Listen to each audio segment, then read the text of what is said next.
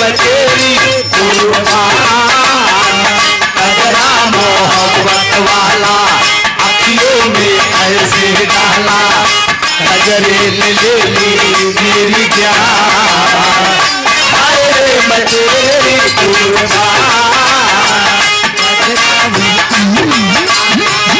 अखियों में ऐसे डाला मेरी जान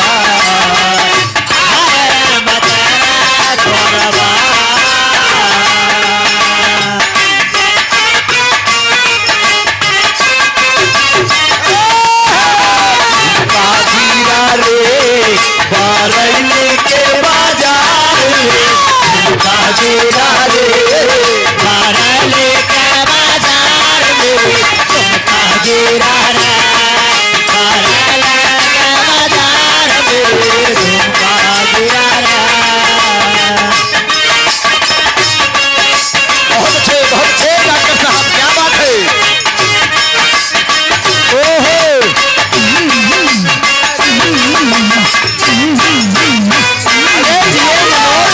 क्या बात है हमारा उम्र में गिरिया मुन्ना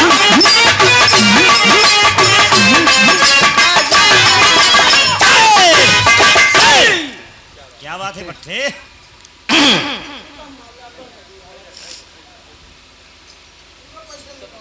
मेरा गांव मेरा देश अरे साथियों हाय हरे ये हम नहीं बोल रहे बिटिया हाँ छिछे बोल ये हमारे काका लाल जी लहरी बोल रहे हैं हाँ बगलिया वाले लहरी से बहुत प्रोग्राम हमार भा है वाह हम का सच्चाई है स्वर्ग में उच्च स्थान मिले वाह एक प्रोग्राम हैदर उस्ताद से गए दो प्रोग्राम बाबू राम कैलाश से वाह और लहरी उस्ताद से तन गिनती ऐसे कमर पर हाथ धरे ऐसे धरत रहे ना हाँ कहीं बाड़ी विस्तैया शेरिश नजर हे बच्चे ये लहरी का लहरा है तनिक मुहना ऐसे हड़का चंगोर के हो छोटे लाल से गाना हो के चंदौली वाले से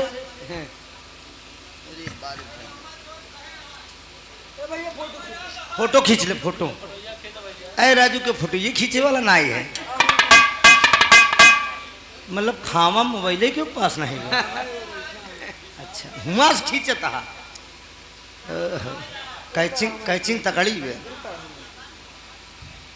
ई कहाँ गए तोहरे भैया उनका जगह हुआ कि जगह बैठ के तनी सुन ले तब तो कहें मामा बिरहा हो चाहिए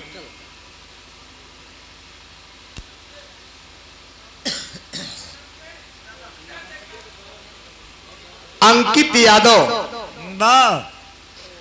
बिरहा नहीं चॉइस में रुचि का जान ले इनके बड़का भैया का मन हो तो बिरहा न हो तो कहीं छोड़ा मामा हम कहे कहे कहा अम्मा कहती हैं कहूँ मार और न हो जाए हमके बिरहा में मार न हो हम 20-20 हजार पब्लिक एक मुट्ठी में करे वाला है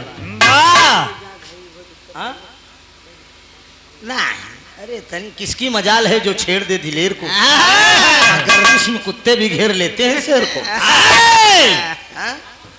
ये सब कुछ ना है 50-50 हजार की भीड़ में हम सब गावा गा है अंकित यादव सुंदर पुष्पहार 100 रुपया का पुरस्कार बात लहरी की रही बिटिया कितनी अच्छी बात बोले का हकीकत मजा काका तो हिंसे आवत है लेकिन ना गावत ढेर ठीक से है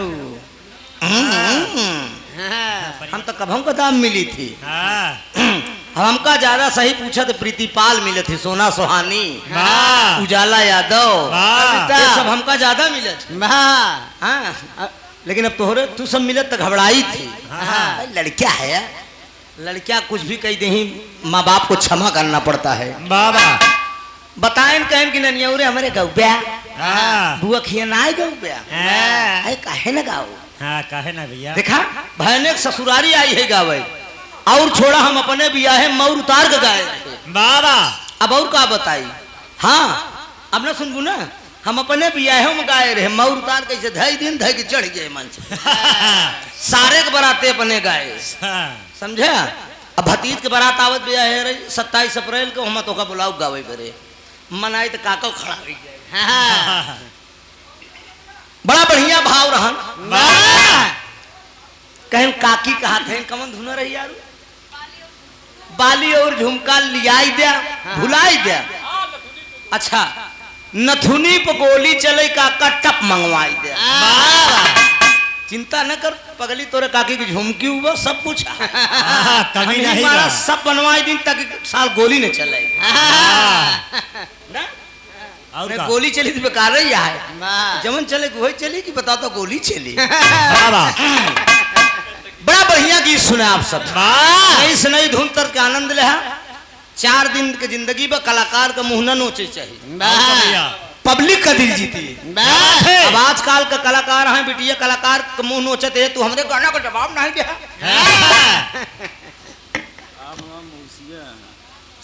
हरिश्चंद्र यादव अंकित के चाचा बबलू मामा। हरिश्चंद्र यादव जी अंकित यादव जी के मुकेश यादव जी के चाचा बबलू यादव का मामा और हम तो की है हम इनकर मौसिया है आप नहीं अब बना सुंदर पुष्पहार बीडीसी प्रत्याशी हैं। हाँ भगवान करे आप सफल हो 51 रुपया दातार सुखी रखे। अच्छा यहीं से हरिश्चंद्र के बहने बबलू यादव जी सुंदर पुष्पहार 51 रुपया का पुरस्कार दातार सुखी रखकर सब भैया लोग सुखी रहे। बड़का भैया गाना का भाव समझा बड़ा बढ़िया रुचि से धुन तर्ज का आनंद रहा आपकी हाल का कहीं पियावा के बिन चलुए इंजन चापत बा नया नया ड्राइवर बा हर मार मारे ऐसे ड्राइवर के उनका ससुर को चोदू को हरण दाबै छै कि स्टीयरिंग अपन संभारे छै कंचोद बकली बकचोद गड़ही लिखाई वाले के का कही तमाम गीत लिख देहन कि बतावा है गोरी हमारा गन्ना का रस थोड़ी में सही सही जाता कि ना हो गई पूरा डेकोरेट बलम करी करिया ऊपर नीचे बलम बेरी बेरी सर के घंघरिया आई पीन लगा दियल जब ऐसा ऐसा मेहरा मन से दूं आई पीन लगावता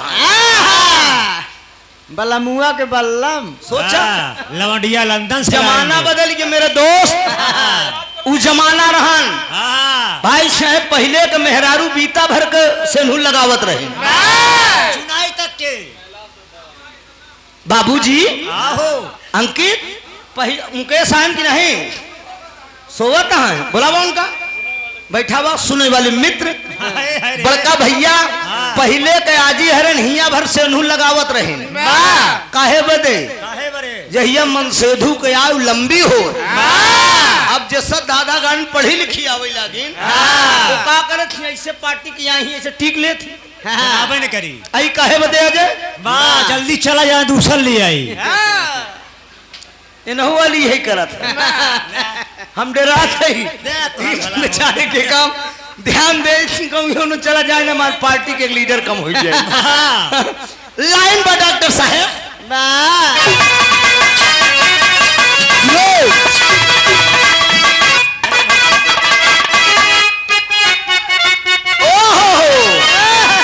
अरे गजब तोर ना खला गजब तोर ना खाया अरे गजब तोर ना खरा गजब तोर ना खाया सावर गोरिया गजब तोर ना खरा सावर गोरिया गजब तोर ना खरा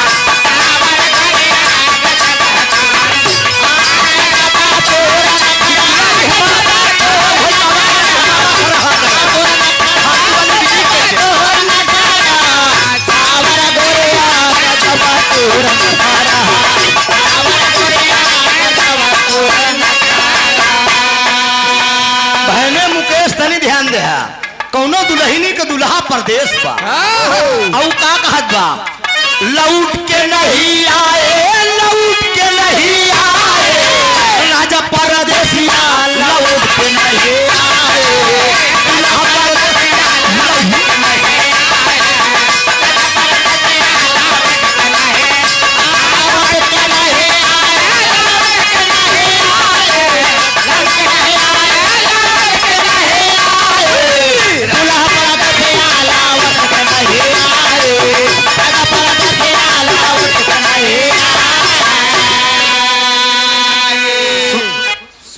काले बड़का भैया माघ पिता पीस पिता पिताएगा हनवा हो पिताएगा माघ पिता पीस पिता पिताएगा हनवा हो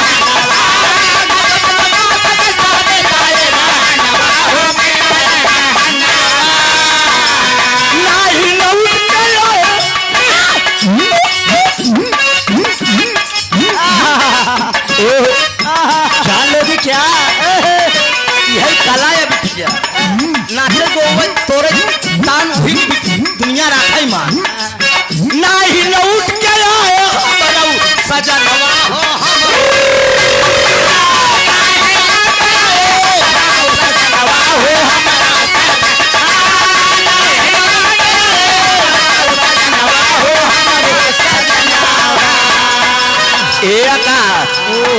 जबरलिया गरदा उड़ावई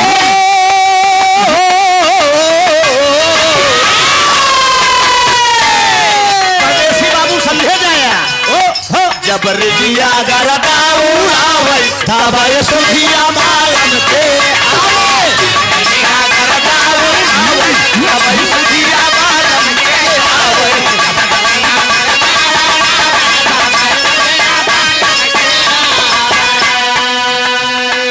प्रसाद रूपी पुरस्कार आया है हमारे भांजे सुभाष यादव की धर्मपत्नी क्या बात है हमारे मुकेश जी के सिस्टर सोनम की तरफ से 100 रुपया का पुरस्कार सुंदर पुष्पहार भगवान करे हमरो उम्र लेके जिए जा खूब बढ़िया तरक्की करा और हम देने लायका है।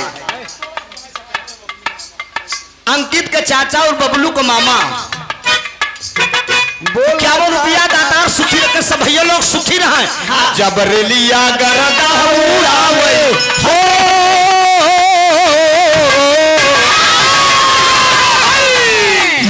या गरदा उड़ावे तबे सुखिया राजा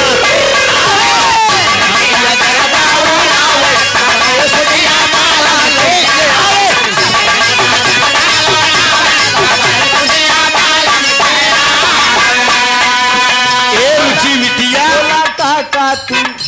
अरे काजा नहीं दे शहर वाले कजरा शहर वाले कजरा काजा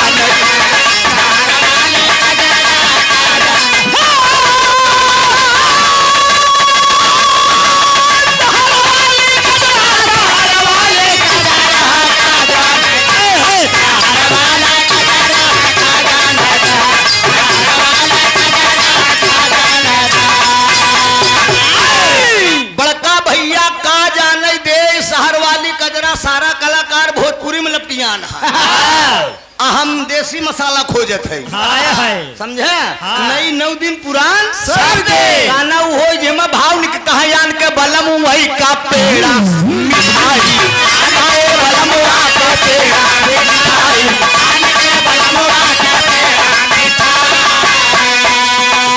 अरे अपने बलम के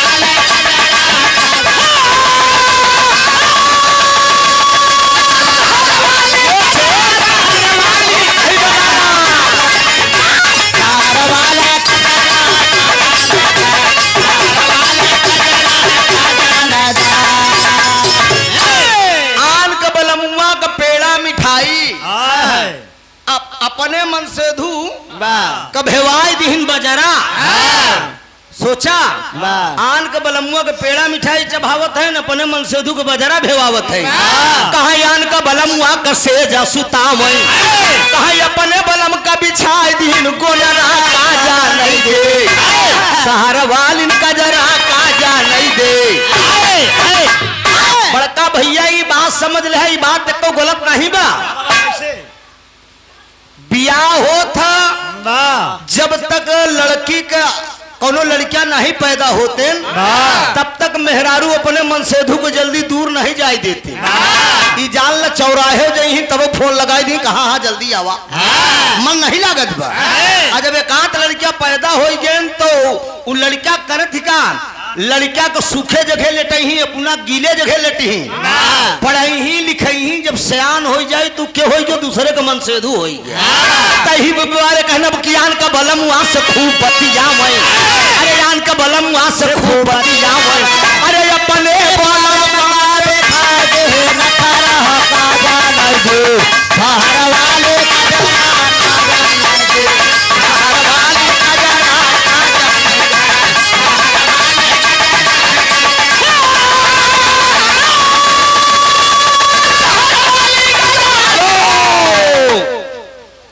विनय यादव पशु डॉक्टर विनय यादव पशु डॉक्टर तिलोकपुर से 151 रुपया विजय बहादुर यादव तिलोकपुर से 101 रुपया का पुरस्कार बा दोनों जने के तरफ से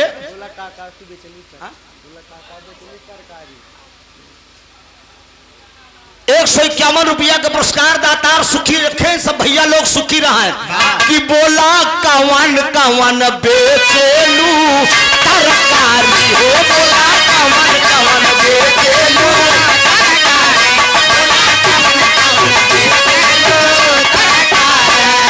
गोरी लागे दुकान तोरी सरकारी बोला कवन कवन बेचेलू तरकारी बोला कवन कवन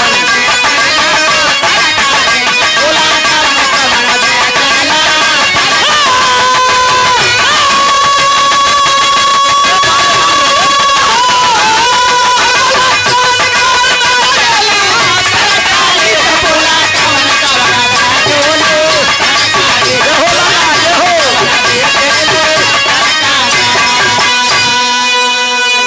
कौनो लौंडा सब्जी खरीदे गए एक सब्जी वाली के दुकान पे सब्जी वाली बैठी तो लड़कवा कहा तो कि बोला कवन कवन बेचोली तरकारी गोरी लागई दुकान तोरी सरकारी तो सब्जी वाली कहा तो कि लेला लेला अरे लेला लेला टमाटर ललका बा लेला लेला टमाटर ललका बा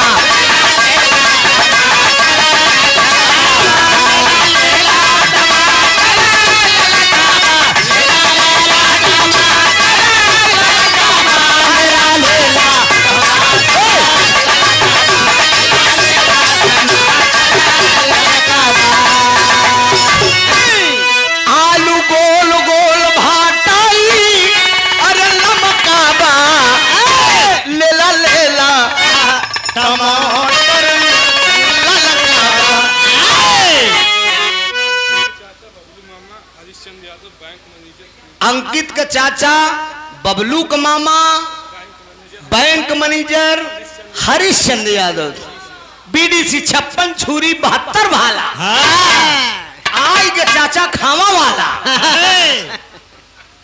51 रुपया का पुरस्कार दातार सुखी रखे सब भैया लोग सुखी रहे बड़का भैया अय राजू बड़ा बढ़िया मौसम में भगवानों देखा खुश हो गया है एकदम आकाश और सब ठीक बना चाय वो पीबे कि नहीं बताया रिश्तेदारी में आई यहाँ अरे राजू विश्वकर्मा भगवान कहाँ गए गोली दीन गोली गोली दी गोली छर्रा बड़ा बढ़िया विरहा सुना सीता का हरण हो गया रावण चुराई के ले गया भगवान राम लंका जब चढ़ाई करे लागे तो रामेश्वर धाम का स्थापना करे तो कहाँ तक गए बिटिया शिवलोक यही बड़े कहे पगलों की वेद में भेद नहीं भेद है विद्वानों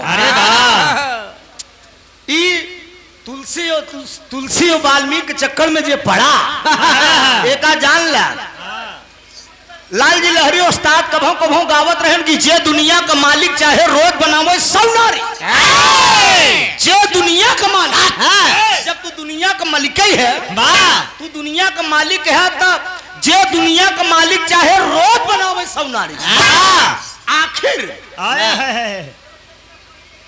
एक मेहरी खातिर युद्ध लंका में आज किया भारी अरे वो विद्वान पंडित था एक औरत आपकी चुरा ले गया एक औरत बरे गया इतना बड़ा विद्वान पंडित को मारता है आखिर अपन बिटिया ही ले गया वेद ये बता रहा है कि सीता रावण की पुत्री थी, आखिर अपन बिटिया ले गए, वही बना पापी भारी।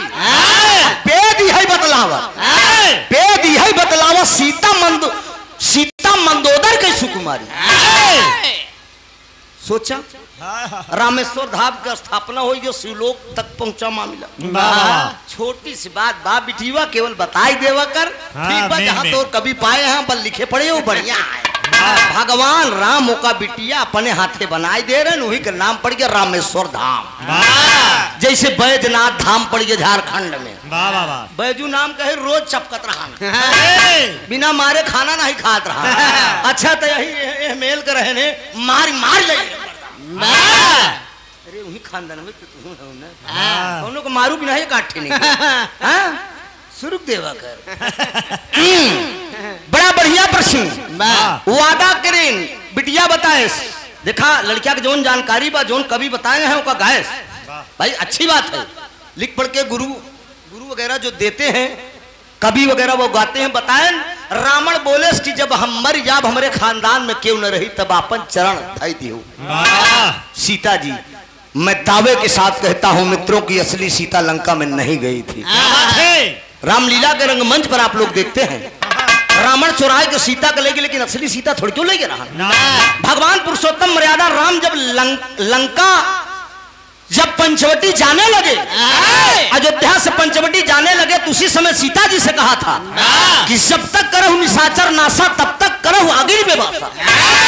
असली सीता को अग्नि में वास करा दिया था, माया रूपी सीता लेकर पहुंचे थे पंचवटी पे। और असली सीता लंका में गई रही नहीं हो, बिरहा हमारे पास बहुत बड़ा है। अब सच्चाई बतावत है, बिरहा जब शुरू करे है बिटिया 80 बिरहा 150 लोकगीत मुहजबानी याद करके तब हम धोती कुर्ता पहन के मंच पे चढ़े। ये जहाँ से गावत रहा तो नोच लेते रहे। अब का करिए, अब तो बिटिया अब सोची दीजिए तू गावा हम गाई का मतलब बा, टाइम पास करो निकलो, जो पब्लिक को भाए वही गीत है। बहुत बढ़िया प्रसंग, लेकिन देखा एक रामायण का प्रसंग है तो सुना बिटिया। देखा बड़ा पुरान बिरहा उठावे चलते हैदर उस्ताद के जमाने वाला।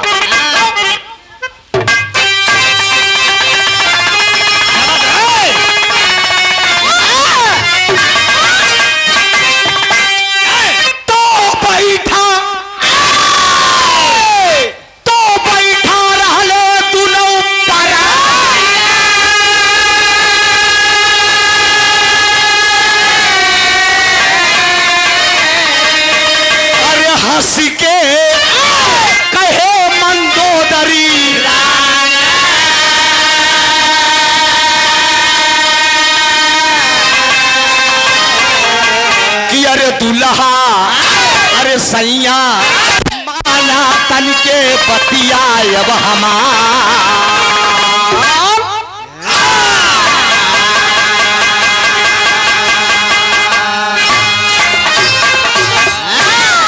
ध्यान देना दोस्त, हमार दादा बाबूजी असली सीता मुकेश लंका में गई कब रही गाना में भाव मिली। आई हमार दावा बाबू पढ़े लिखे विद्वान लोग यहाँ पर बैठे हैं, हम जवन बात मंच में बोल के जा बाबूजी, ये भाव वाल्मीकि और रामायण में नहीं मिलेगा, न रामचरितमानस में मिलेगा। ये भाव भूति महापुराण से ये गीत ली गई है। राजेंद्र बाबू ही बार रामायण का नाम बताई देते ही हम। भोरहे के बेला बाद 4 बजे भोरहे में एक बार मंदोदरी और रावण दोनों प्राणी बैठा है सिंहासन पे। अब मंदोदरी छलाई गई, अब मेहरारू अगर नखराई जाए तो मनसेदू का हवा खराब हो जाए। एका जान ले रुचि, अरे काकियों की बिगड़ जाए तो हालत खराब हो जाता। सही कहा थे, कभाऊ जोन ताना मार दे, अरे बाप रे बाप की का बताई कर जवाई बढ़ जाता। हाँ अब बहन 1 महीना बैठ जा, देखा ओती की बहन निखोती की यार पैसा है पास में तो 7,000 बेटवा से ज्यादा बिटिया सेवा करत है। तोरे उम्र की बिटिया हमार पर पहले सेवा करत है, BSc कर रही है इस समय। पहुंची तो तुरंत पापा पानी ले मंजन करा, तुरंत रात जगह। ये भाव होता है दोस्त। बेटियां 3 कुल तारती हैं बाबूजी, नैहर सासुर और ननियाउर। अपना अपना हक लेकर इस धरती पे आती हैं दोस्त। बेटियों को जितना चाहे उतना सेवा हम आप करें, अच्छी शिक्षा दें। एक रोटी कम खा बाबूजी, एक वक्त की रोटी कम खाइए, लेकिन बच्चों को अच्छी शिक्षा जरूर दीजिए। त्रिभुवननाथ यादव इन पार्टी की तरफ से संदेश है। एक कव्वाली लगा हुआ डॉक्टर साहब हैदर उस्ताद वाली।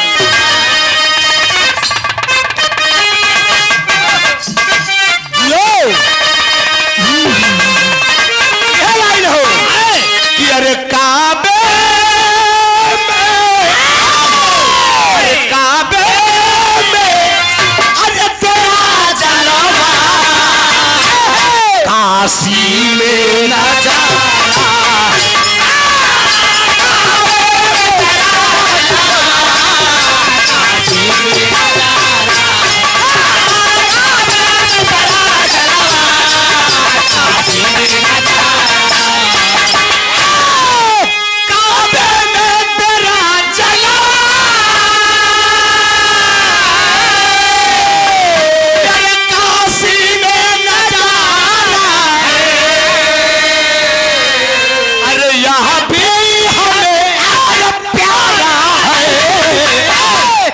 वह भी हमें प्यारा है। ये लाइन हैदर उस्ताद का। मर के भी इंसान का किरदार मर सकता नहीं। फन अगर जिंदा है तो फनकार मर सकता नहीं। अमर हो गए आज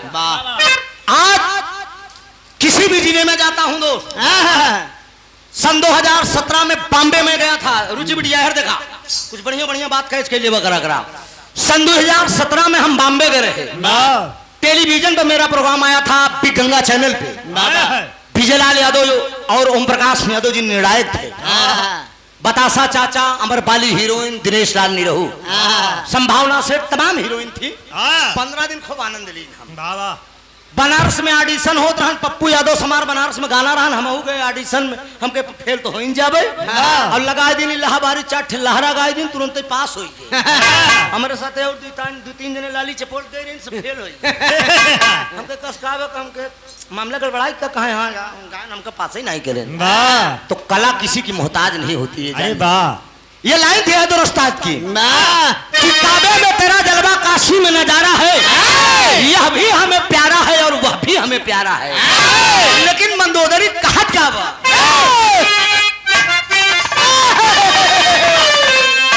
अरे मंदोदरी अरे बोली सुमुख सयानी है। अरे मंदोदरी कहने लागे, अरे बोली सुमुख सयानी है। अरे एक बात पिया मानो, एक बात पिया मानो, बोली मधुरी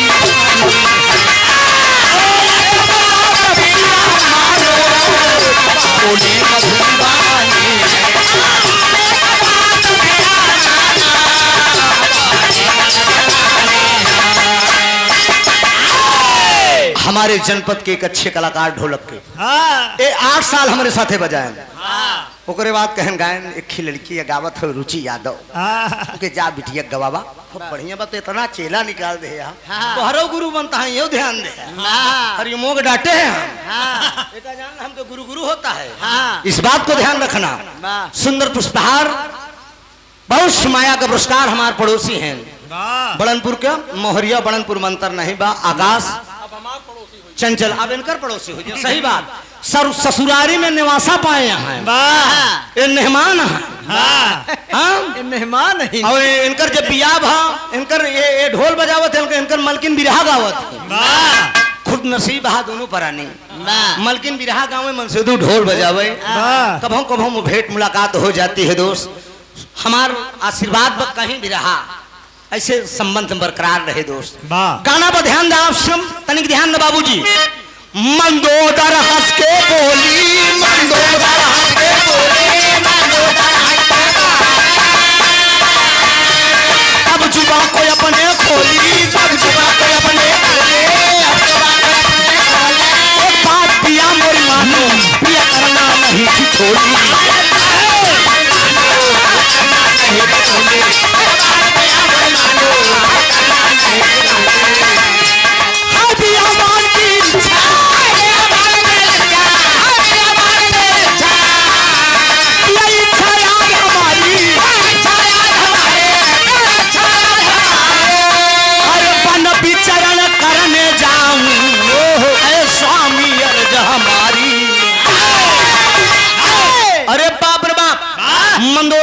दस्कंधर से बोल दे कहा लंका में घूमा तू भी आई गई है। आज हम लंका से बहरे घूमे के मन बा।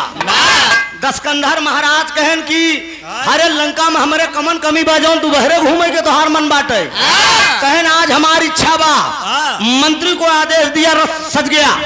जब रथ सज गया दोनों प्राणी रथ पे बैठ गए। जब सवार हुए कि मंदोदरी और दस्कंधर चलते खित्तर जल के डॉक्टर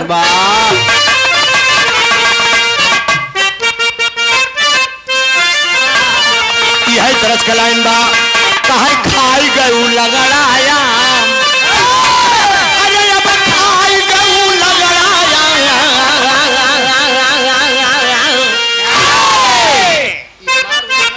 हाँ खाई गऊ लगड़ाया दाम कहिया ले देबू। एक कुजड़ा रहन आमे के बगिया खाए रहन। आमे के बगिया खरीदे रहन, बगिया वह रखावत रहन। लेकिन भाई साहब वही गांव में हाय हाय हाय एक थी लबर चटनी रानीगंज। जेठ के तपत दोपहरियों कुजड़वा सोचे कि रोज आम रखाई थी हम शाम कम कैसे हो जात। आज हम बाजारे न जा चढ़ के डारी पे बैठ गया और हमरे अजय बतावत है लबर चटनी नहीं मन का दोपहरिया देखे लपक के आम तोड़ ले। कुजड़ा डाली पर से कूद पड़ा।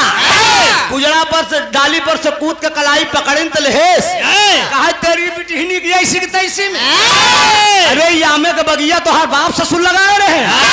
लड़कीवा मारे शर्म का मारा कहा छोड़ देना है मार बड़ी बदनामी हो। छैलाई गया हीरे का लमंडा कहा तो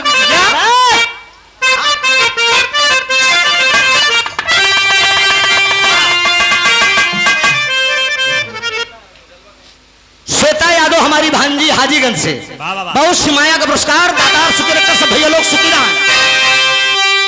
अरे अब खाई गऊ लगड़ाया। खाई गऊ लगड़ाया दाम कहिया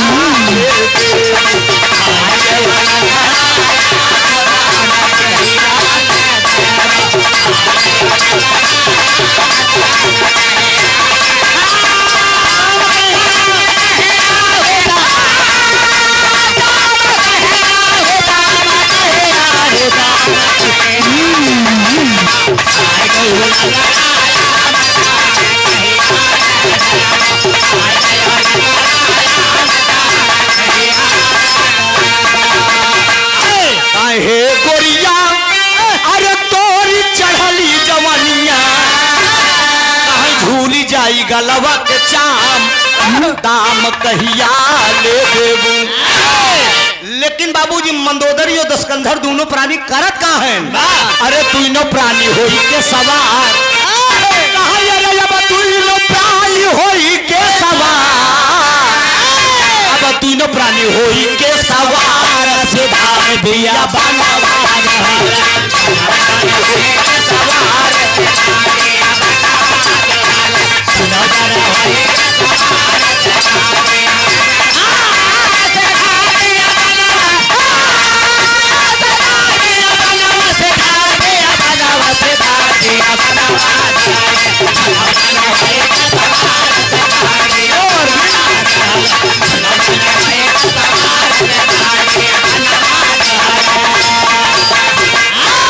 इतनी बरसात में देखा है इतना दूर से चला है यहाँ मुकेश। ये 700 रामनगर गुलालपुर का प्रधान है। फेसबुक पे जब देखें कि बिरहा बा रुचि यादव के और त्रिभुवन नाथ के हमारे लगे फोन करें कहन बिरहा बा हमके हाँ कहन गौना के नाम के खावा सिकंदरा जुगनूडी के सिसई के बीच में पूछ लिया खावा गुलालपुर से चला है बेचारू। प्रधानी छोड़कर रात भर आगे बैठ के बढ़िया बिरहा सुनता है। ऐसे ऐसे सुख चिंतक है धरती पे है। कहे दोनों प्राणी के न रही जाई सागर किनारे पहुंचे जाई। वही कहा न लगी है गुलनार सिधार बिया बनवई दिहले। समझ लेवा करा करा 3 1 सब दिखाऊ समझा करा करा इशारा कर दिया बाबूजी। रथ वापस चला आए। मंदोदरी और दस्कंधर पैदल टहरे लगे। एक सागर के किनारे पहुंची मंदोदरी, सिकंदर बैठा है। वहीं सागर में एक कमल का फूल खिलता हुआ दिखाई पड़ा। और जब कमल का फूल मंदोदरी देखे तो कहा तो कि ए पिया यह फूल लिया कि अगर हमका दई दे हम अपने जूड़ा में लगाई ले तो 4 चांद लग जा। अरे दशकंधर महाराज कहन मैं त्रिलोकपति दशकंधर हूँ। मंदोदरी तुम एक फूल की बात करती हो, अगर तू कहा तो हम हजारों फूल आसमान के तरह तोड़ लिया। रावण से मंदोदरी कहा दे आसमान के तरह ही छोड़ा, खाली यही फूल लिया कि हमका दे। बड़का बहादुर न बना, यही फूल लिया कि दे। रावण बड़ा जिद्दी, मारा अपने आप का नाजी आदमी, मेहरारू को बात मान के सरोवर में प्रवेश नहीं किया। और जब सरोवर में प्रवेश कर गया तो जैसे सरोवर में हिला या हिया तक पानी लग गया, हिया तक पानी लग गया। ओकरे बाद फूल जैसे पकड़े कोशिश करे तो फूल खसक गया, ऐसे खसक गया। मेहरारू कहा तो मंदोदरी का कहा तो आसमान का तरह लिया, रोमा फूल नहीं लिया क्या बता। मेहरारू को बात मान के रावण कहा तेरी मेहरारू, और आगे बढ़ गया। जब और आगे बढ़ गया तो हिया तक पानी लग गया।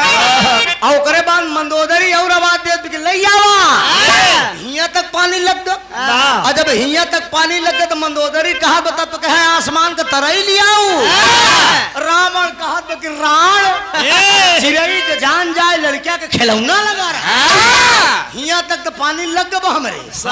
अब का करिए का बतावा। मेहरारू कहा जल्दी से फूल नहीं आवा, मारे ताव में रावण मेरे दोस्त जैसे फूल में ऐसे हाथ लगावे चला। फूल मायावी, ये देखा ये गाना रामधार दादा का लिखाया। फूल मायावी हमारे जिंदगी के पहला भी रहा है, हैदर उस्ताद पहला भी रहा, ये हमका लिखाए ने। उनके घरे के पीछे वाला घरे के लिंटर पर रहन हम तसला मसाला ढोए है। हमार हाथ पकड़ लेहन कहले अरे यार तू ढोबे जमाना तू हमार चेला होई के। हमके गुरु गोविंदो उखड़े काके लागो पाए, बलिहारी गुरु आपकी गोविंदियो बताए। माँ बाप से ज्यादा दर्जा ऊंचा गुरु को होता है। गुरु जी ये मेरा कर्तव्य है, मेरा फर्ज है। तुम्हारे खुशी में यही भी रहा लिखा है ना। मेरे दोस्त फूल में जैसे हाथ लगाए, जब फूल में हाथ लगाए फूल लेके डूब गया। फूल लेके डूब गया, लेके धीरे धीरे कहा उनका क्षीर सागर में रसातल में, जहां भगवान विष्णु का दरबार रहा। पहरे पर 2 सिपाही खड़ा, जय और विजय। अब मंदोदरी सोचत भी कि मजाक करत हैं वही निकरही। जब घंटा 2 घंटा बीत गया तो मंदोदरी के जितना हार सिंगार रहन सब बिखर गया, तो टेरी का भाव लग गया।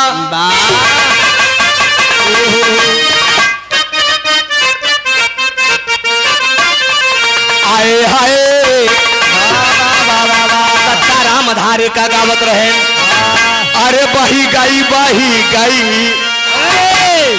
इलाहाबादी दादा पंधारी एक टेरी गावत रहे। अरे रामा रामा पुजारी सारे पंडावा भाई, रामा रामा पुजारी सारे पंडावा भाई, रामा रामा पुजारी सारे पंडावा भाई। शिवजी लिंग पूजावा, शिवजी लिंग पूजावा, शिवजी लिंग पूजावा, शिवजी लिंग पूजावा, विष्णु आपन अंडावा पुजारी सारे पंडावा भाई।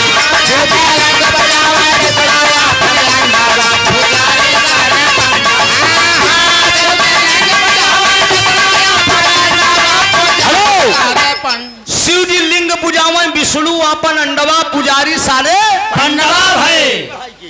शिवजी लिंग पूजावा विष्णु अपन अंडवा पुजारी सारे पंडवा भय। शंकर जी अपने लिंग का पूजा कराए लेकिन विष्णु जी अपने अंडा का, समझा। कतौ शंकर जी के मूर्ति का पूजा नहीं होत, वो अपन लिंग पूजाएं। शिव जी लिंग पूजाएं, विष्णु अपन अंडवा पुजारी सारे पंडवा भय। अरे रामा रामा का जरिया बही के डाले तेरी, रामा का जरिया बही के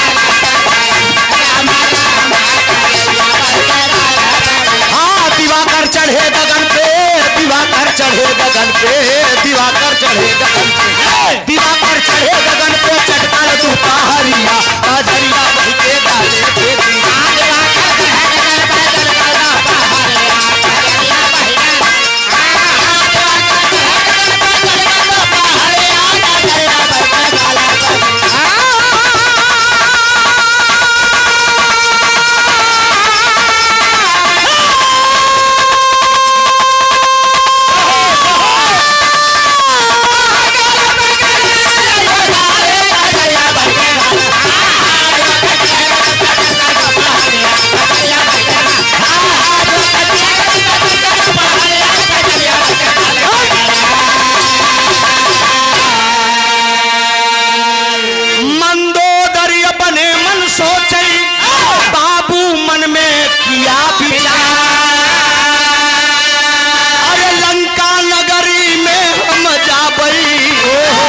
पूछी है हुआ के जब नरनार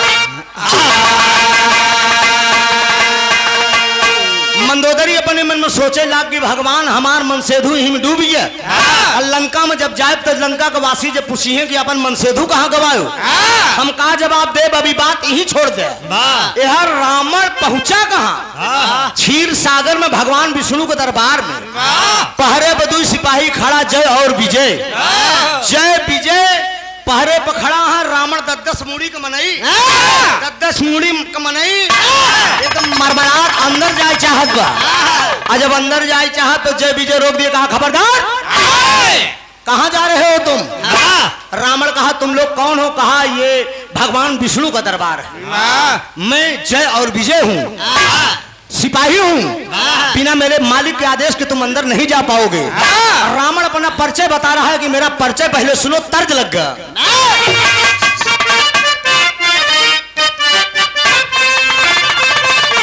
अरे हुसैन जैसा अरे शहीद आजम जहां में कोई हुआ नहीं है।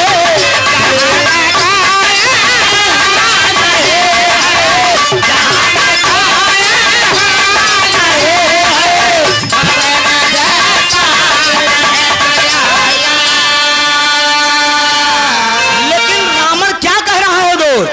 अरे जा करके भगवान से कह दो, जा करके भगवान से कह दो, चावल तारे आया है, चावल तारे आया है, चावल तारे आया है, जा करके भगवान से कह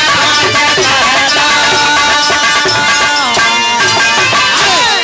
जा करके भगवान से कह दो,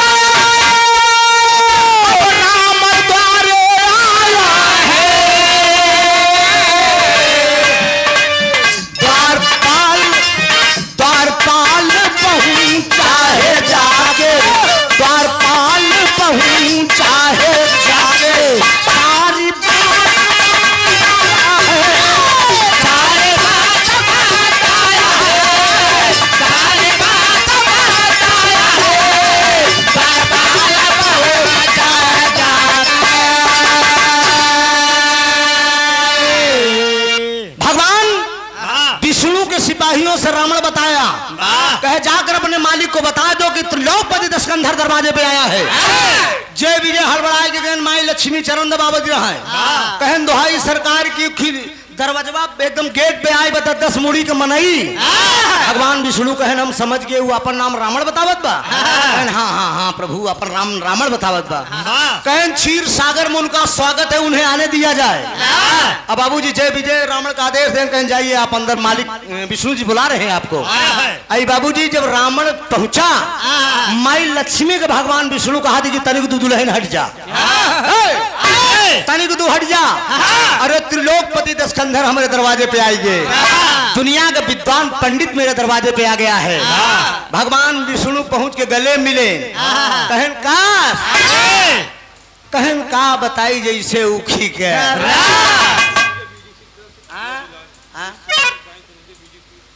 हरिश्चंद्र बीडीसी बैंक मैनेजर। कौन बैंक का मैनेजर है? बड़ौदा एसआई के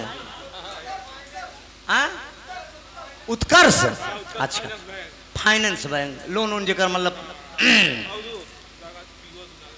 अच्छा पियवा दुलारे, आय हाय रे सखी पियवा दुलारे, आय हाय रे हमार निरहू दुलारे, हमार घर्राऊ दुलारे। हाँ 51 रुपया नमस्ते, टाइट रह भैया, बोल दिए। भगवान विष्णु गले मिले, रावण से कहा ट्रेन की कस कैसे आया? कहे नहीं तोहार नगरी देखे के मन हो के चला, अभी नहीं बतावत कि हमार मेहरारू फूल मांगे से हम फूल पकड़े के चक्कर में यहाँ तक चला है। अबे ओकरे घमंडई बा। भगवान विष्णु कहा चला, बड़ा बढ़िया करे, कम से कम आया तो दर्शन तो देहा। तनी एक काम करा, कहे कि तनी के देवलोक में खी पंचायत यह है, हम पंचायत करे जाते लक्ष्मी जी जलपान बनवत यहाँ है, तनिक तू बैठा अब पंचायत कह के हम आवत है, तनिक हिया नियम कानून समझ ले, हिया का नियम कानून का है तो रावण कहा बे नियम कानून एक ही तर्ज लग गई दद्दा राम आधार का तर्जा इलाहाबाद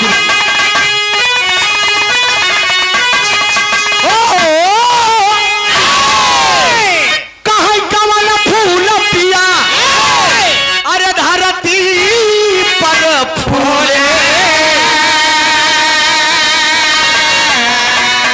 एक लड़का के बियाह हो गया एक लड़का के बियाह हो गया मेहरुआ तनी पढ़ी लिखी रही लौंडवा तनी औठा टेक रहा यानी मंगरू छाप रहा और जान लम आठ मंगरू वाला काम नहीं इसे ध्यान दिया लड़कवा औठा टेक 8 बजे रात डेहरौचा क्रॉस कही गया मेहरारू जब किवाड़ा खोले तो चरण छुए कहा पिया गुड नाइट तो वो साथी संगति बताए रहे रुमाली में गठिया के ले गए रहन तो कहा गुड नाइट नहीं यह गुड नहीं गुलैया लिया मेहरारू समझ गए कि तू कितना बड़ा पढ़ा लिखा कहा पहले बैठा जीभ न लुपकावा हम जमन पूछी ओका बतावा का पूछ दिव्या कहा यार कमल फूल पिया अरे धरती पर फूले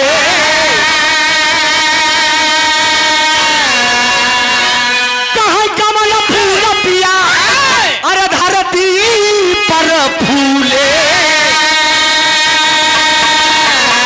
कहा कमल फूलाया सामान कमल फूलाया सामान है कमल फूलाया सामान है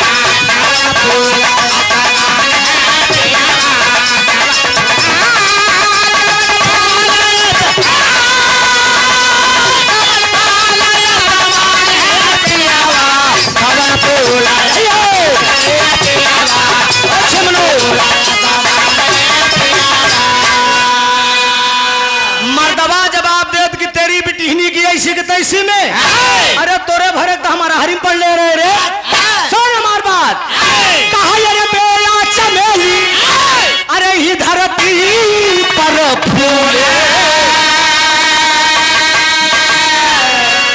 चादा शुरू जाए चूक नहीं सावधानी दुर्घटना घटी कहा बेला चमेली अरे धरती पर फूले वह चादा शुरू जाया सम्मान है चादा शुरू जाया सम्मान है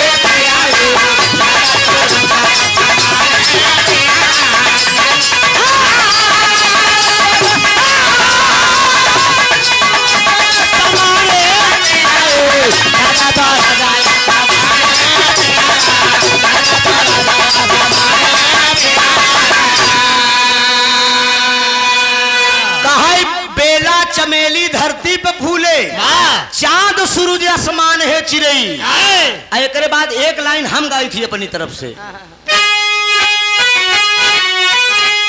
कहा कमन चीज अब अरे धोवले ना छुट्टी है अरे कान मिलई उधार है मिटावा कवन ऐसा चीज पे दुनिया में धोए से न छूटी कवन ऐसा चीज पे कितनो मांगा लेकिन केहू उधार दे ना भाव बा कहा कलंक चीज अब अरे धोवले ना छूटी है अरे मेहरी मिलई ना उधार है मिटावा मेहरी मिलई ना उधार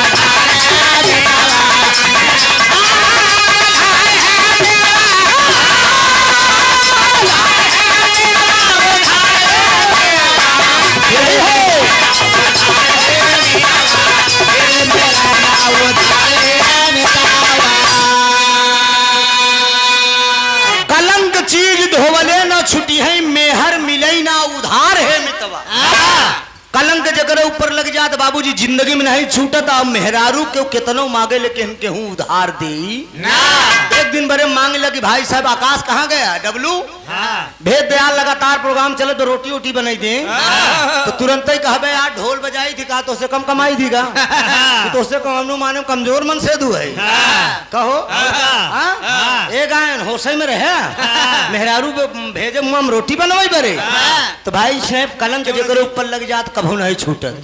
अब मेहरारू कभू के उधार देई कितनो बड़ा घर राउ रही एका जान ला रुचि एक बियाहे में बिरहा गावइए आज से कई साल पहले हमरे गांव से बारात गई रही और गाना रहन कैसे जानता हम मिर्जापुर सरोज सरगम सरोजो कुंवारी रहे नमो कुंवारा रहे तो हमा दुल्हा के जब देखे तो हमें की धुन लगाई थी कई का रहन जानता हम मंगल भवन में मंगल हारी बेटवा हालू पतोहिया भारी मन से दुआ एकदम नान के पतोहिया याओ तो सरोज कहें तू देखा कैसे हम कह रही हम त्रिभुवन है बस यहाँ मार दिन समझ लीन तुरंत ही तो कहीं बाय दफा जोड़ा के को फिट खाए नहीं कुछ हेर ओहर राबई करत है समझा।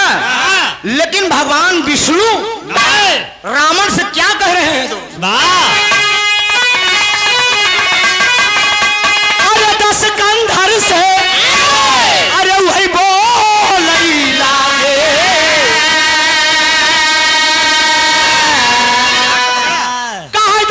घर से अरे वही बोल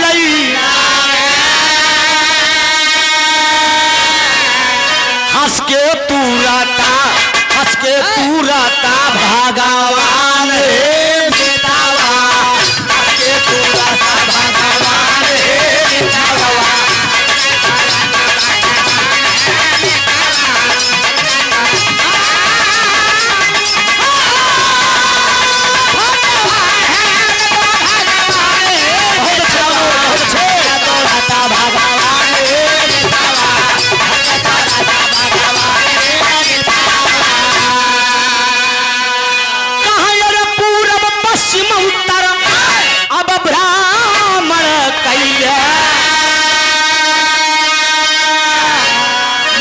दक्षिण की है जिन पयान है मिटावा भगवान विष्णु रावण से कहन गाना भी हमार करीब बा कहन पूरब पश्चिम उत्तर तीनों दिशा जम के ठहरा लेकिन इतना ही ध्यान दे रावण दक्षिण कहती जाए का नाम जिन ले रावण सोचे तो कमन ऐसा चीज है जो हमका दक्षिण तरफ रोकता है हम से कोनो बहादुर आदमी बका इतना कह के देवलोक में पंचायत करे चला गए माई लक्ष्मी जल जलपान बनवई तनी के देरी रावण बैठा रहा न अपने मन में सोचत बा कि भगवान विष्णु रोके हैं कि दक्षिण कहती जिन जाए चली हम देखी दक्षिण कहती का बा तो आल्हा का भाव लगा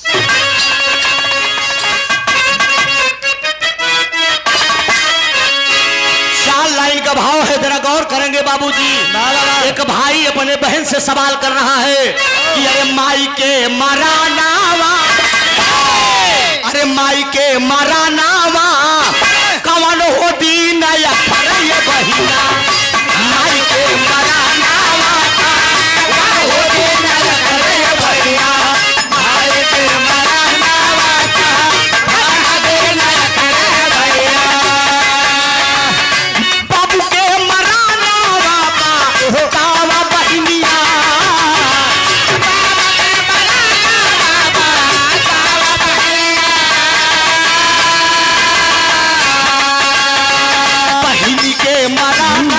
बहिनी के मारा नावा वन हो दीन या करय बहिना बहिनी के मारा नावा वन हो दीन करे भैया बहिनी के मारा नावा वन हो दीन करे भैया पीरन के मारा नावा क्यों भाग रहे हो मैंने कहा पीरन के मारा नावा तावा बहिनिया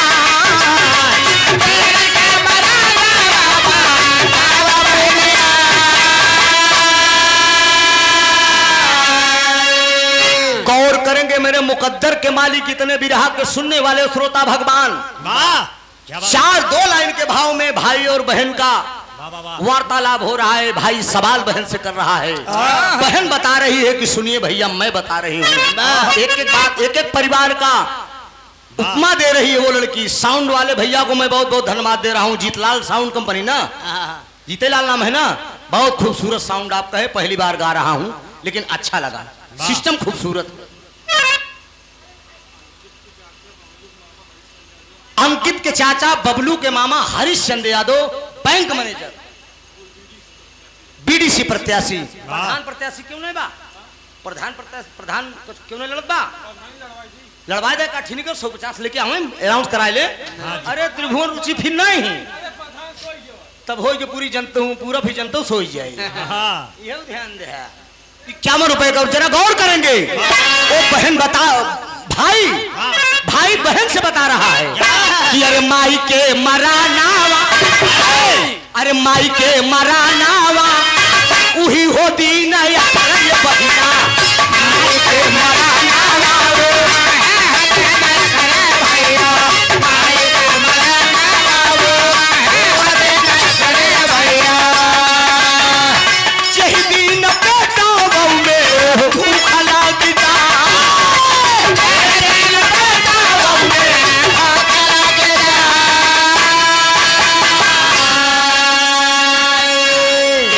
कहावत कही बा कि माई के जियरा गाई को पुतवा के जियरा कसाई का। ये कहावत और कही बा कि माई टोवे पेट तो मेहर टोवे।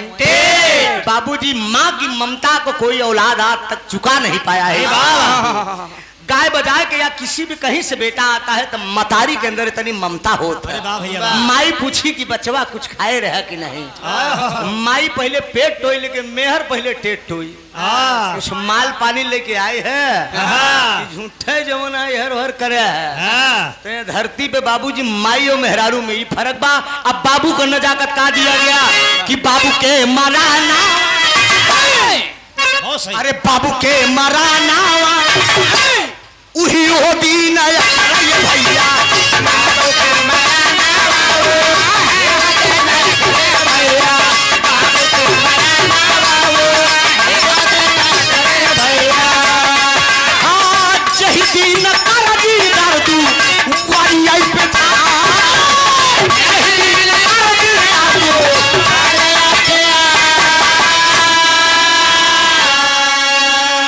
जरा गौर करेंगे अंकित, बाप के जीते जिंदगी औलाद के सिर पर कर्जा कतई नहीं रह जाएगा। बेटबा कितनो बड़ा गलत करी, कहीं से चौराहे पे दुकानदार को उधार करके आई तो बाप अगर मिल जाए दुकानदार कह दी कि रामदयाल तो हाल लड़का हमार 200 को उधार खाए बा, तो बाबूजी बाप ही कही कि भाई थोड़े दिन रुका, हम गल्ला बेच के पैसा दे दे भाई। बाप के जीते जिंदगी सिर पर बेटे का कर्जा कतई नहीं रह जाएगा। लेकिन एक उपमा और दिया गया कि अरे बहिनी के मरानावा, अरे बहिनी के मरानावा उही हो दीन भैया,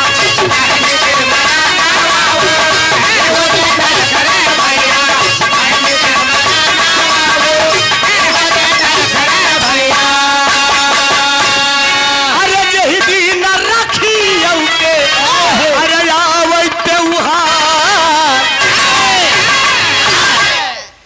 राखी का त्योहार हिंदू धर्म में बड़ा प्यारा होता है। उस भाई के आत्मा से पूछिए बाबा जिसके पास आज बहन नहीं है।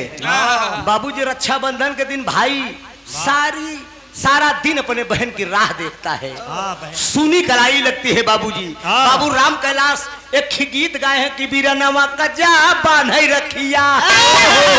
बाबा राम कैलाश गाए हैं एक गीत, ये दादा राम कैलाश गाए हैं कि बीरनवा कजा बांधई रखिया, और दोनों भैया बाटन बाला वानावा बीरना उनके जा बांधई रखिया।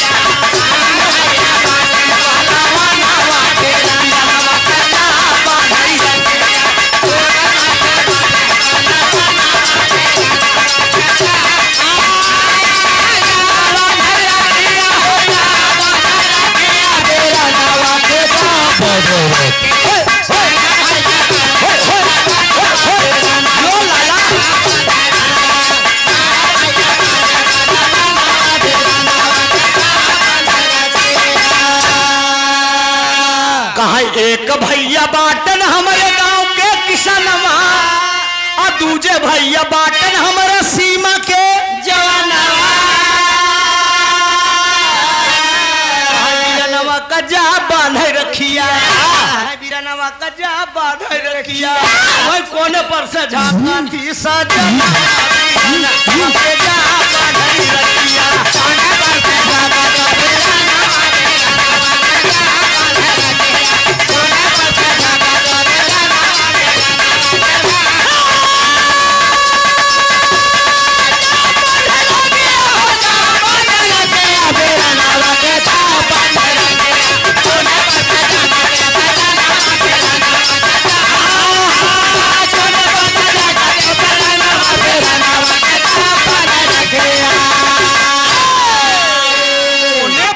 झांका थी सजनवा लेकिन बीरानवा का जा बांधे रखिया।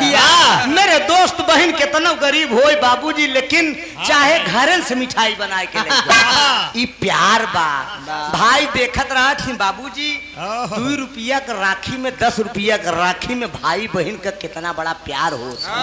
ई रक्षा बंधन का पर्व का मतलब रहा था भगवान कन्हैया के जब अंगुरी में चोट लग गई रही द्रौपदी बाबूजी अपन आचर फाड़ के बांधे रही तब से भगवान कन्हैया वादा करे रहे ने कि बहन जब भी मुसीबत पड़ेगी मुझे याद कर लेना।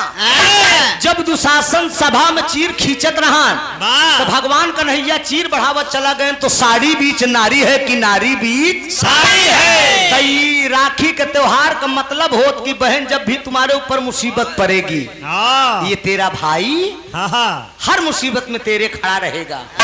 त्योहार और हो तो भैया दूज के दिन बहिनी खिया भाई के फर्ज होत जाए बहिनी खिया भोजन करे जवन कुछ हो सके दे बाबूजी तो बहिनी के मरनवा वो दिन खरत जब रखिए के आवत है त्योहार तब बीरन के मराना वही हो दिन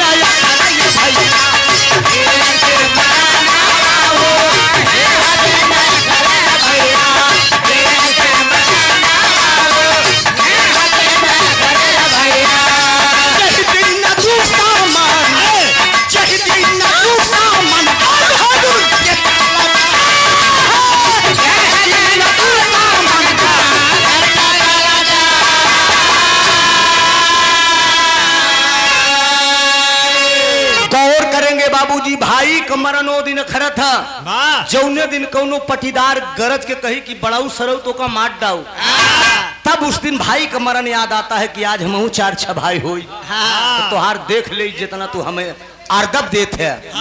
इसीलिए कहा गया परमात्मा की धन से गरीब कह दे लेकिन बाबूजी परिवार से कमजोर ना कर रामड़ अपने मानावा काई के गुण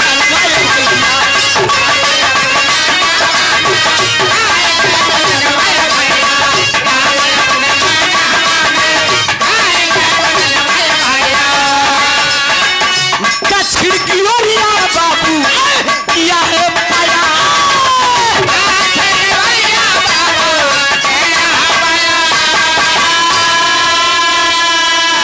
अरे कुछ दूरी गईले जाबा अरे देख मनमाए भैया अरे एक बार गावा के अरे पेड़ हो देखा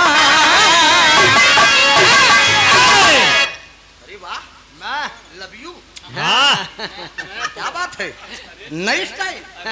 अरे यार मेरा दावा है कोई नहीं मार पाएगा मैं कह रहा हूँ ये जान लो कुछ दूरी रावण गा दक्षिण कोरी एक बरगद का बहुत पुराना पेड़ दिखाई पड़ा वो बरगदे के पेड़े में 16 रस्सी लगी रही एक रस्सी खाली बा 15 रावण उल्टा करके टांगा रहे गोड़ ऊपर में मूड़ी नीचे में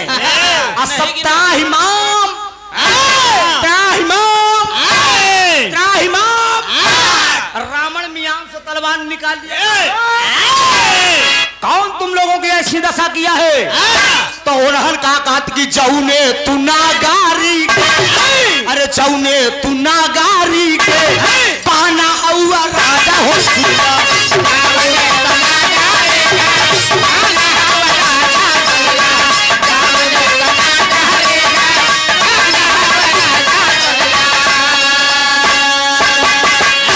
अरे वही कन रे सहम हूँ अरे रहे श्रीमान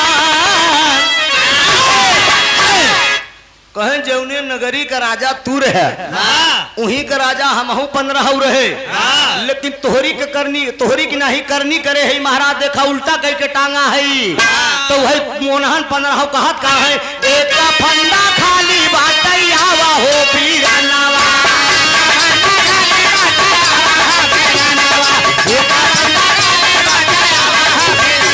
अरे आवा तो हूँ काला का श्रीमान हो।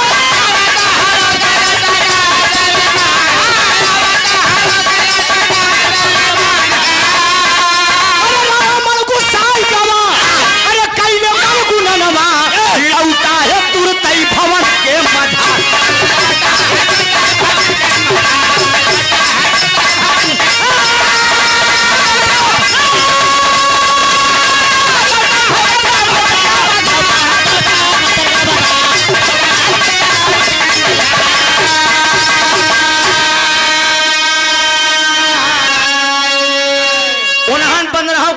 महाराज तोरे हाथे गोड़े का नाप जो फिट है, एक फल्ला खाली है आवा तो हुक लटकाई गई। रावण मियान में तलवार घुसेरत कहा तो तुम लोग चोर हो, कायर हो, तुम लोग बुद्धि हो। रावण तुम लोगों की बात में आने वाला नहीं है। तुम लोग चोर हो, तुम लोग कायर हो, तुम लोग बुद्धिल हो। यही कहा रावण पिछड़ा जा तो भगवान विष्णु डहरिए पे लड़न खट से।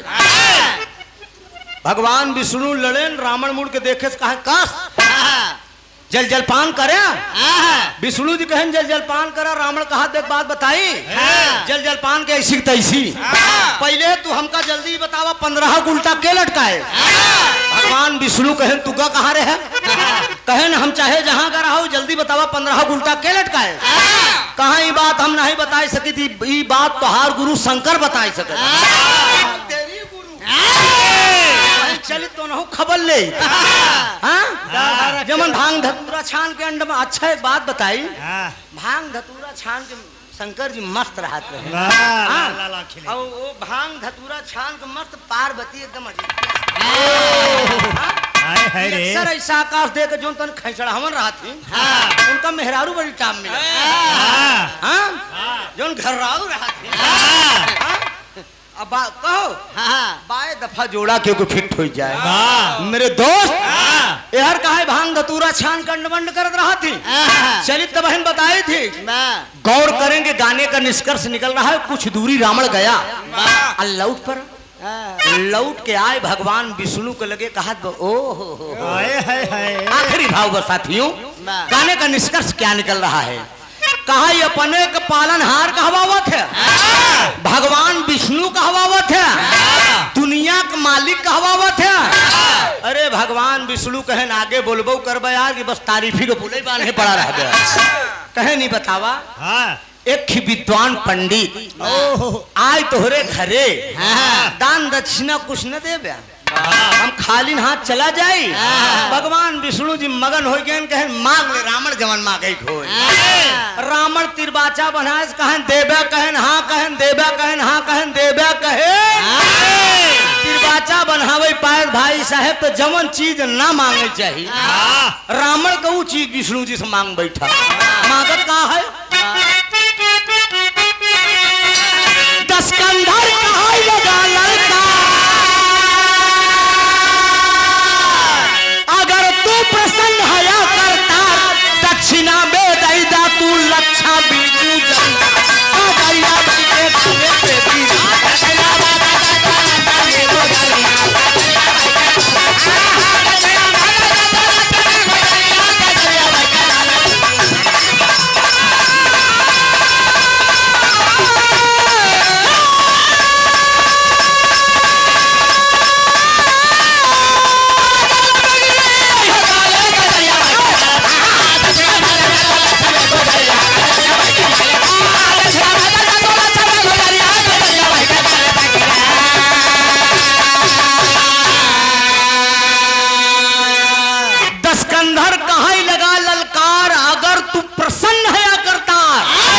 दक्षिणा में केवल दई दे आपन लक्ष्मी गुजरिया हमका दूसर कुछ न चाहे केवल आपन मेहरारू दई दे। भगवान विष्णु कहे अरे यार तू गजब कही दे है क्यों मेहरारू देहे बा क्यों मेहरारू दे है कि हम हिंदे भाई? कहा एक बात बताई, कहा एक बात बताई, देखो दे, देखो दे, समझे? बात बताई आकाश, देखो दे, अनहि समझाम का कोनो मंगता बाबा नहीं समझे, यहो बताई देत है, देखो दे दे इनकार न कर, जल्दी पकड़ा कब हम मांगे नहीं, एका जान ले, देखा देखो दे नहीं ये यहाँ चले, देबे? हाँ मेरे दोस्त भगवान विष्णु हाथ जोड़ के खड़ा हो गए, कहें रुक जा। माई लक्ष्मी जल जलपान बनवत रहे, लक्ष्मी जी के लगे भगवान विष्णु गहन कहन दुल्हन आज गजब हुई है, कहन का भा कहन आज तो तोहका हम दान दे दें। अरे कहन दान दे दिया के का तू शंकर हो गया, भांग धतूरा छान के जैसे वो वरदान देत रहा थी, कहा अब चाहे जैसे करा हम तोहका याद दे दी, कहन कहे के का दे, कहन वही लंका पति, अरे उदस मुड़हवा के साथे हमार न बीती, रावण कहा तो का करते हैं दोनों परानी फुसुर फुसुर, देखो दे नहीं है रावण चले न अपने अपने लंका, समझे? देखो दे नहीं गए, भगवान विष्णु लौट के आए बाबूजी, अरे वाह, लौट के आए, रावण के आगे हाथ जोड़ लिए। जरा गौर करिए, देखिए दुनिया का मालिक को हाथ जुड़वा लिया रावण, वो विद्वान पंडित था। भगवान विष्णु हाथ जोड़ के खड़ा हो गए, कहे रावण भिक्षा हम तोहका देबै, लेकिन एका उधार करे के पड़ी। रावण कहा कहूँ भिक्षा उधार होत, विष्णु जी कहन का करी यार तू ऐसा मांगे ले आग उधार करे के पड़त बा, कहा आखिर में कितना दिन में देबा यही बतावा, तो भाव निकल रहा है।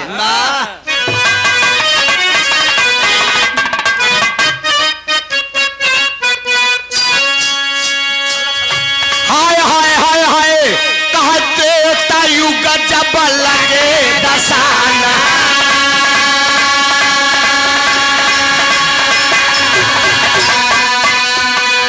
त्रेता युग जब लगे दसाना,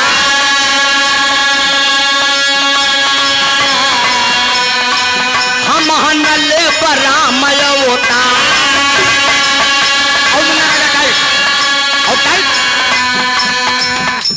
लक्ष्मी सीता हुई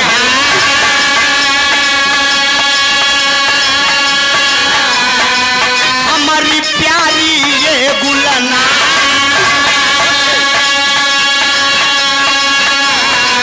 माता पिता के आज्ञा से हम 14 वर्ष जाब बनवा,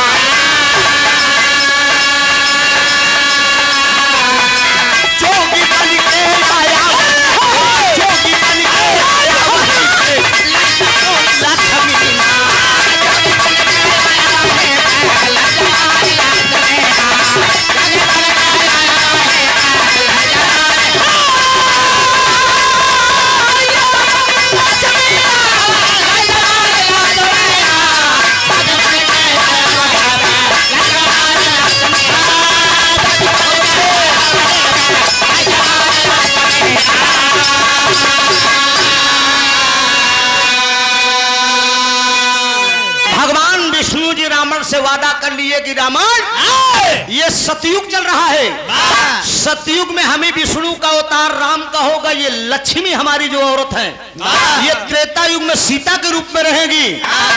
जब पंचवटी जाए लगा 14 वर्ष का मेरा वनवास होगा, पंचवटी में कुटी बना के जब रहाई लागब उसी समय तुम जोगी भेष में आना और मेरी पत्नी को हरण करके उठा ले जाना। भगवान राम इस बात को जानते थे कि सतयुग में हमारा रावण का वादा हुआ है, वो जरूर आएगा। जाते समय रास्ते में माता सीता से बोले कि जब तक करहु निशाचर नासा तब तक करहु आगिन में वासा।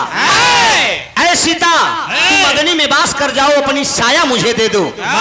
नकली सीता लेकर पंचवटी पे पहुंचे, जैसा कि रामलीला रंगमंच पे आप लोग देखते हैं कि नकली भेष में वो रावण आया था, वो जोगी भेष में आया, नकली रूप में आया और नकली सीता लेकर लंका में गया। जब हरण करके ले गया तो आखिरी भाव दिया गया, दत्ता राम था।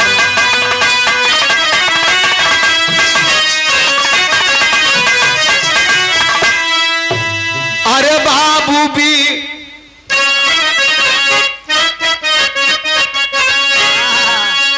अरे बाबू बिया बनावा ए भैया बिया बनावा होई जा सिया के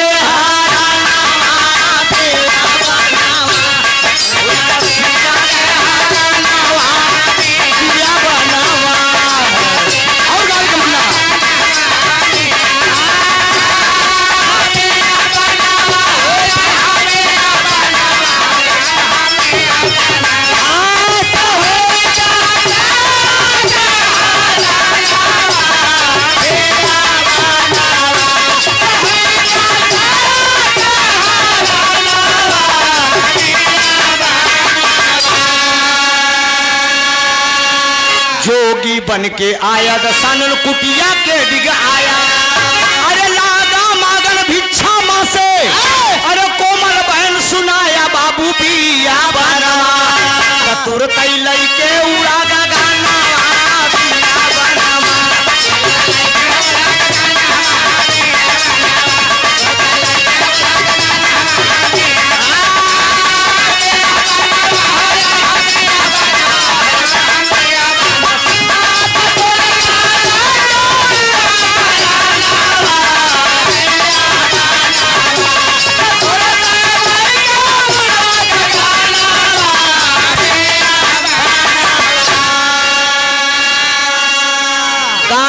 शीर्षक बना राम का वनगमन और कारण।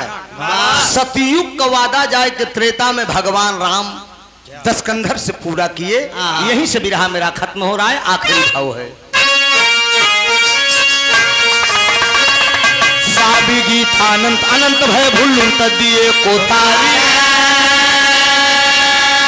राम धार हैदर अली गुरु गुरु अनिल की बाबली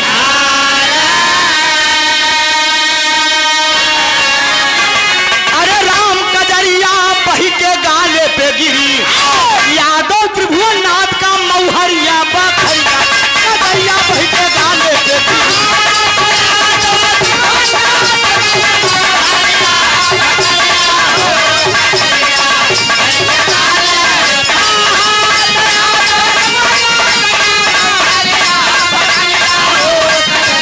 हेलो राजा हो तो है कैसे मनाई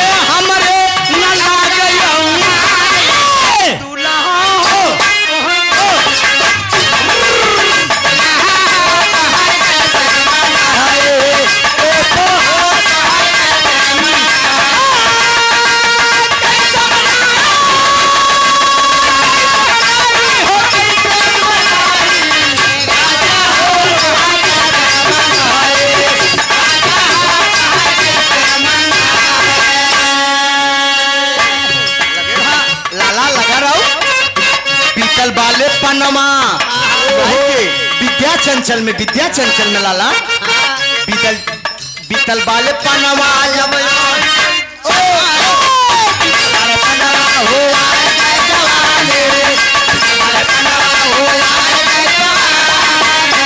अरे रही रही के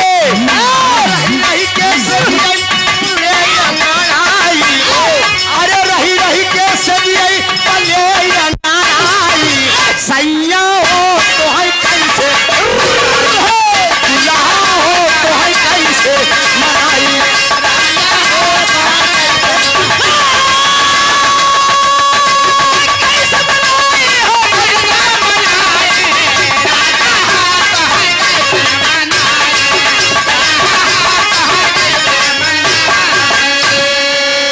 बहुत